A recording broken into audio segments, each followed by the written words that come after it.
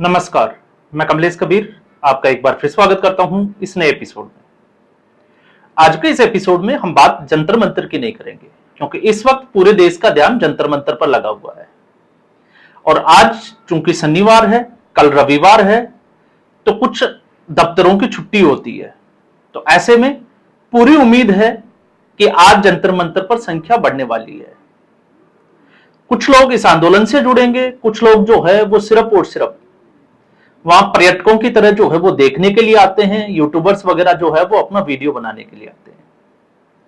लेकिन इसके साथ ही जिस तरीके से कल सीजेपी के दो प्रवक्ता कहिए या दो नेता कहिए, सौरभ दास और आशुतोष राका की मुलाकात हुई जेपी नड्डा और जितेंद्र सिंह से। दो मांगे तत्काल प्रभाव से सीजेपी की मान ली गई और तीसरी मांग, अब सीजेपी ने दावा किया है कि सरकार ने 24 घंटे का समय मांगा है सोचने के लिए। दूसरी तरफ सरकार की अगर हम तैयारियों की बात करें तो साफ तौर से दिखाई देता है कि धर्मेंद्र प्रधान का इस्तीफा नहीं होगा। लेकिन फिर भी चूंकि सूत्रों के हवाले से कोई खबर जो है वो बाहर नहीं आती, टॉप लीडरशिप की बात कर रहा हूं मैं भारतीय जनता पार्टी की, तो ऐसी स्थिति में भारतीय जनता पार्टी का अगला मूव क्या होगा किसी को नहीं पता। भारतीय जनता पार्टी के नेताओं को भी नहीं पता कि आगे नरेंद्र मोदी और अमित शाह क्या करने वाले हैं। तो ऐसे में हम इस वीडियो में कोई भी कयास नहीं लगाएंगे। लेकिन जिस तरीके से पश्चिम बंगाल से सीआरपीएफ की जो टुकड़ियां हैं उनको जो है वो बुला लिया गया है दिल्ली में, तो दिल्ली की सुरक्षा को चाक चौबंद कर दिया। इसमें जो है वो कुछ भी कहा नहीं जा सकता कि किस तरीके से इस जंतर मंतर के धरने का अंत होने वाला है। लेकिन सवाल जो है जिसकी हम बात कर रहे हैं वो ये है कि जो जंतर मंतर पर दिखाई दे रहा है उसका असली रंग जो है वो मिजोरम में चल रहा है। लेकिन चूंकि सारा मीडिया इस वक्त व्यस्त है दिल्ली में, तो मिजोरम के ऊपर कोई खबर इस मीडिया में टेलीकास्ट नहीं हो रही है। अब मिजोरम में क्या चल रहा है? दिल्ली में कांग्रेस पार्टी नीट के बहाने नरेंद्र मोदी और अमित शाह का इस्तीफा मांग रही है। लेकिन असली दर्द, पहले भी हम वीडियो में बात कर चुके हैं, असली दर्द जो है उसका पता आपको मिजोरम से लगेगा। याद करिए मणिपुर जल रहा था। क्यों जल रहा था? क्योंकि उस वक्त कोर्ट का एक फैसला आया था। कोर्ट का फैसला था कुकी और मैतेई समुदाय के आरक्षण को लेकर। उसमें सरकार का कोई हाथ नहीं था, लेकिन सरकार को कटघरे में खड़ा किया गया और टूल किट के तहत एक ऐसा वीडियो जो है वो रखा गया जिसको संसद सत्र से एक दिन पहले जो है सोशल मीडिया पर डाला गया और फिर पूरे देश में मणिपुर जल रहा है माहौल बनाया गया। लेकिन इस वक्त मिजोरम में भी कुछ हालात जो है वो इसी तरीके के बने हुए हैं। अब मिजोरम में ये हालात क्यों बने हुए हैं? क्योंकि कांग्रेस पार्टी, राहुल गांधी छात्रों के लिए पीएमओ के आवास के बाहर जो है वो धरना दे रहे हैं। और इससे पहले ही वीडियो में हमने बात की है कि राहुल गांधी को मंच मिल नहीं रहा है। लेकिन यही कांग्रेस पार्टी मिजोरम में एक दूसरे तरीके से खेल खेल रही है। और असली दर्द कांग्रेस पार्टी का और दूसरे विपक्षी दल हो चाहे एनजीओ हो, उनका अगर आपको पता करना है तो वो मिजोरम से ही चलेगा। मिजोरम में 21 जुलाई को काला दिवस मनाया गया कांग्रेस पार्टी की तरफ से। और उस काला दिवस के जो धरने प्रदर्शन थे, जुलूस थे, उसमें शामिल कौन थे? उसमें शामिल थे चर्च के पादरी और कुछ एनजीओ। अब मिजोरम, क्योंकि नरेंद्र मोदी ने जो 15 अगस्त से घुसपैठियों और डेमोग्राफी की बात की और पश्चिम बंगाल का जिस तरीके से चुनाव जीता, तो उससे डर साफ तौर से दिखाई दे रहा है कि सरकार जो है वो किस तरीके से फैसला लेने जा रही है। अब सरकार ने उससे आगे बढ़ते हुए डेमोग्राफी बदलती है, क्योंकि धर्मांतरण का खेल चलता है। उसे रोकने के लिए एफसीआरए जो बिल है उसकी डिटेल्स सरकार ने सार्वजनिक कर दी। तो इसी एफसीआरए के विरोध में मिजोरम, क्योंकि वहां पर खुले तौर पर धर्मांतरण का खेल चलता है और डेमोग्राफी लगभग जो है वो बदल दी गई है। अब ऐसी स्थिति में सब बौखलाए हुए हैं कि अब अगर उनको चंदा नहीं मिलेगा तो क्या होगा। अब आप सोचकर देखिए, क्योंकि यह चंदे का खेल किस तरीके से है। पहली बार जो अधिनियम आया एफसीआरए को लेकर, वो आया 31 मार्च 1976 को। इंदिरा गांधी की सरकार, आपातकाल की स्थिति, उस वक्त जो है वो इसको अधिनियमित किया गया। उसके बाद में 1984 में इसमें थोड़ा संशोधन करके और ढील दे दी गई। 2010 में तो उसको पूरे तरीके से स्वतंत्र कर दिया गया। और स्वतंत्र कैसे किया गया? पहले तो आप सोचोगे कि 1976 में ही क्यों? क्योंकि 1968 और 1969 के बाद में, कल भी हमने बात की थी, जिस तरीके से 1968 में राजीव गांधी और सोनिया गांधी की शादी हुई, एंटोनिया माइनो की, तो इटली के कुछ परिवार जो इस गांधी परिवार से जो है वो रिश्ता रखते थे, उनको सरकारी आवास दिल्ली में दे दिए गए, प्रधानमंत्री आवास के आसपास। और उसके बाद किस तरीके के खेल की आप उम्मीद कर सकते हो, वो आपको पता ही है। तो क्वात्रोची, वो नाम तो आपको पता ही होगा, लेकिन हम उसमें नहीं जाएंगे। तो ये खेल जो है वो सारा इसी तरीके से खेला गया। और 2010 में क्या खेला गया? कांग्रेस पार्टी आरटीई एक्ट के सहारे जिस तरीके से मिशनरीज और मदरसों को खुली छूट दे दी गई, आरटीई के दायरे से बाहर रखा गया, और हिंदू शैक्षणिक जो संस्थान थे, जो हिंदू धर्म से जुड़े हुए थे, उनके ऊपर 25% का आरक्षण थोप दिया। अब 25% के उस आरक्षण की वजह से, क्योंकि 25% सीटें, 100 में से 25 सीटें आपको जो है वो गरीबों को देनी पड़ेगी, जो आरक्षण के लाभार्थी है उनको देनी पड़ेगी, और 75% से आप फीस जो है वो इकट्ठी कर सकते हो। तो आय का स्रोत क्या है? 100 में से वो 75 छात्र, उसमें स्कूल को अपना खर्चा भी चलाना है, सर्वाइव भी करना है और सब कुछ करना है। तो वो 25 लड़कों का जो अतिरिक्त बोझ था वो डाल दिया गया उन 75 जो बच्चे थे उनके ऊपर। और यही एक कारण है कि लगातार हिंदू शैक्षणिक संस्थान लगातार कमजोर होते चले गए, और कुछ लोगों ने या तो धर्म परिवर्तन कर लिया या उसमें बदलाव कर लिया। अब धर्म परिवर्तन का फायदा क्या हुआ? इसके उलट हम आते हैं मिशनरीज के स्कूलों में। तो मिशनरीज के स्कूल जो है वो पलते हैं, बढ़ते हैं, फूलते हैं। वो किससे फूलते हैं? विदेशी फंडिंग से। तो विदेशी फंडिंग आती है, जबरदस्त तरीके से आती है, और फिर उसके बाद में फ्री में जो है वो शिक्षा दी जाती है। तो गरीबों को प्रलोभन दिया जाता है। और प्रलोभन किस तरीके का? कि अगर उनके पास में बैप्टिज्म का सर्टिफिकेट होगा तो उनके बच्चों को नाममात्र की फीस में मिशनरीज के अच्छे स्कूलों में पढ़ाया जाएगा। और यही एक वजह है कि धर्मांतरण का खेल जबरदस्त तरीके से चल रहा है। आप देखिए, पंजाब के जालंधर में 2000 करोड़ रुपए की लागत से जो है वो एशिया का सबसे बड़ा चर्च बन रहा है। तो 2000 करोड़ रुपए आए कहां से? और 2000 करोड़ में जब चर्च बन रहा है तो इसके अलावा कितने जो रुपए हैं वो खर्च किए गए होंगे, और इनका सोर्स क्या है?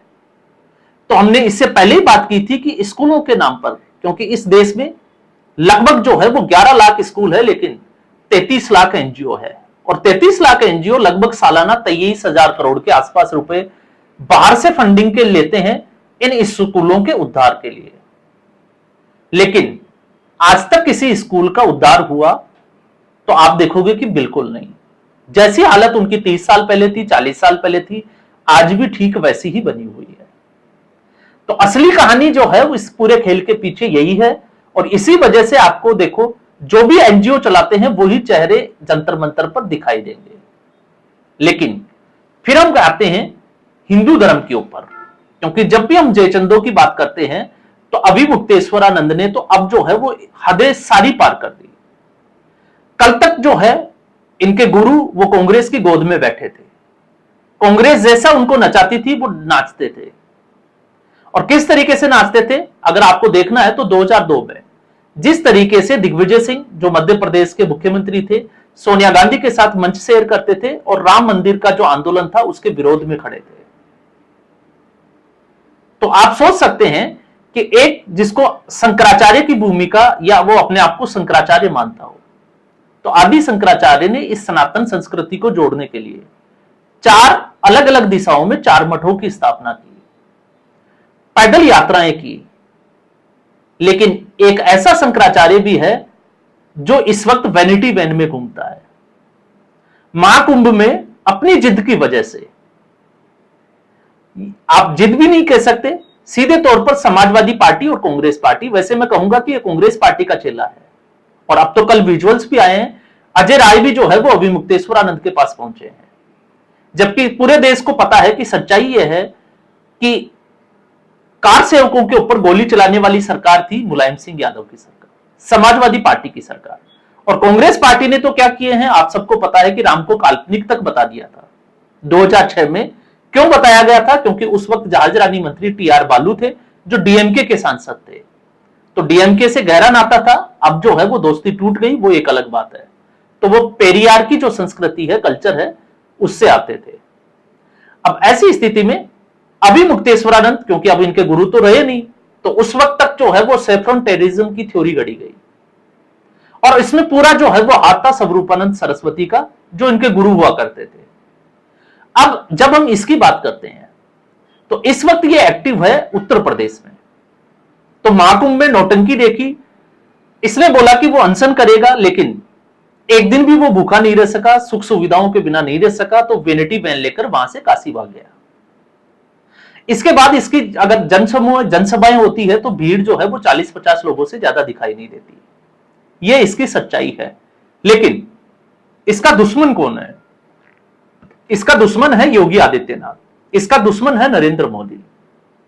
और ताजा मामले में अगर आप देखोगे तो मामला छात्रों से जुड़ा हुआ है, लेकिन इस व्यक्ति को राजनीति करनी है।